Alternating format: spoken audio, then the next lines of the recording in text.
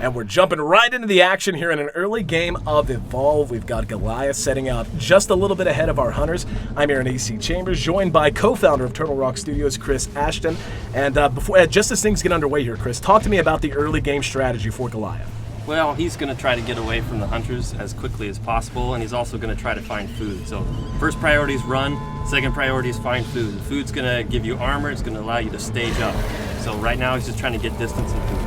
And staging up so important. Not only does it make him more tanky, but he gets to place more skill points into all of those abilities he has at his disposal. But right now, he is feeling a little bit weak. We can see all of the hunters have joined the battlefield. Immediately, we're going to see the Trapper drop his sound spike that'll help them track Goliath. But they're not even really going to need it that much, as they've already got a bead on him. We can see his tracks on the ground there. And so as they continue to pursue him out, talk to me, like, obviously Goliath gets a little bit of a start. But you talked to me about the plan so far. Give distance, but how do you deal with knowing that you're going to have all of these hunters barreling down on you in just a moment? Well, it's kind of the path that he takes. It's being careful where he runs. If he scares birds out of the path, kind of leaving the signs behind.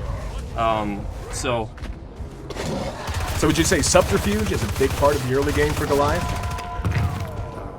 Sure. Well, we can see they've actually caught up with him now, and he is being pursued into the jungle, and he is using the foliage to the best of his advantage, taking a little bit out of the way, paths and the sun. Yeah, it looks like Griffin's peeled off from the rest of the pack, and it's a pretty common tactic for the hunters to use, where the rest of the team flushes the monster out, and Griffin's able to trap him in that mobile arena. So it's a risky move, but a lot of times it pays off, especially in the early stages of the game. Yeah, it looks like, though, Goliath knows what's going on. And yeah, you can see, if you see the red that he can detect moving around him, he knows that's one of the hunters, and he's probably aware that that's going to be the Trapper. And oh, this creates such a big opportunity for Goliath, though. He's got a bead on him, and he doesn't know it. Oh, he's in trouble and pounced on immediately. And this is one of those risks you run, and it's right at the core of all the mechanics here in Evolve. The fact that as one, you're just not powerful enough to deal with it. As four, though, at this stage especially, you can go to town. Now, he's incapacitated but not dead, firing his pistol. They're going to try to get him back up as quickly as he can now. As we see Goliath begin to fight, I mean, is this a fight he really wants to take, or is he just trying to do some damage and eventually create some space? I think, when he had Griffin down, he had an opportunity there. Anytime you get one guy down, the fights go in your favor, but they picked him back up. So at this point, if I was Goliath, I'd start looking for an opportunity to get out of there. You kind of see how well your offense is going, and if it's not going well, you tend to try to get out. We can see he is taking a lot of damage, and now that all four are up, we can see all of their abilities beginning to synergize. We can see the shielding and the healing coming out from the medic, the shielding coming from the support. We can see our Trapper is getting more and more involved. He's hitting very good harpoons. His harpoons borderline immobilize the Goliath, and he has to deal with those before he can do much of anything else. And of course, our assault class, who is up front, close and personal, wants to tank the damage and wants to deal as much damage as he can. But it does look like this fight might be winding down soon, as they've just got a beat on him. Yeah, he's going to try to get away now. He got tagged by the medic's tranquilizer dart. He's going to be able to still get away, but you can see those few steps he takes between leaps, he's so slow. It is worn off now, but there's just so many skill shots. And oh, look at the support! He got caught out by one of those native plants on the map. And as we see Goliath try to find some space and something else to eat, talk to me about the design of the map itself and why it plays such a role in such a competitive game. Well, we wanted it to really be another player in the game, and in a sense, the environment is a third player between the AI and the environment, the carnivorous plants. These things create opportunities for either team to take advantage of. Well, and we can see that carnivorous plant has given the Goliath quite an advantage. It allowed him to create some space. They had to bust him out. It slowed the hunters down, and now he's going to rank 2. He's leveling up to stage 2 in his evolution. Oh, he's got such a good high ground position, coming from downtown with a big smash, and that's going to send them scattering. Now it looks like he doesn't want to fight, just wanted to do what damage he could to throw them off base, to get them confused, but we see our Trappers right behind him, helping to slow him down, hitting those harpoons. Let's see if he can catch up with him. Yep, he's got the mobile arena ready to go. Gonna try to toss that out in front of him, then hit him with the harpoon. There he goes, he's let it go, and the leap, not enough! Harpooned him from behind, and now he's trapped.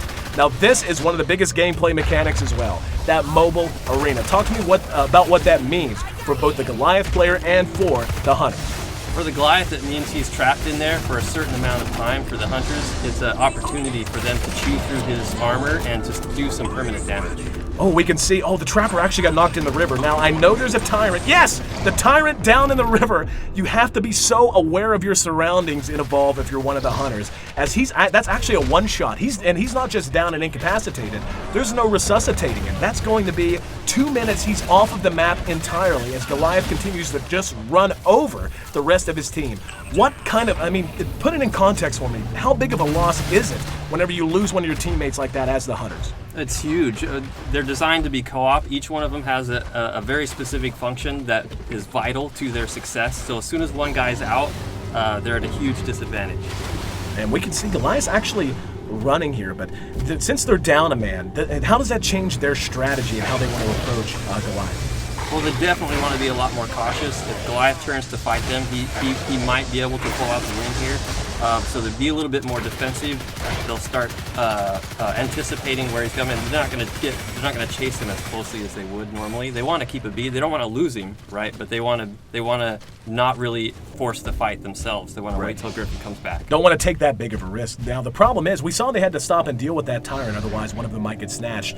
Goliath is actually utilizing one of the best comeback mechanics. We can see how banged up he is. A very nice visual system of damage. He's bruised, he's bloody, and you can't regen health in Evolve if you're the monster, but what you can do is feed on wildlife and regen your armor, and that allows you to be just so tanky. And it looks like that's his #1 priority right now, as the hunters just wait on their trapper to get back on the map. But, and now that they know that he's coming back in, we see already the mines being laid. Talk to me about the strategy we're seeing employed by the hunters right now. So they're really just trying to turtle up at the moment. They're trying to wait. Griffin's got 30 seconds to come in, so all they're trying to do is last that 30 seconds before Griffin comes back. Another big smash, but he's able to corner 2 of them. Now 20 seconds right now, it seems like such a short amount of time, but just look at how much damage the Goliath is doing as they're waiting for him to come back in, and lacking that immobilization means they can't kite him effectively. That's why he's able to charge on top of them, why he's able to bang them down so damn hard. And yep, we're going to see already the medic is down.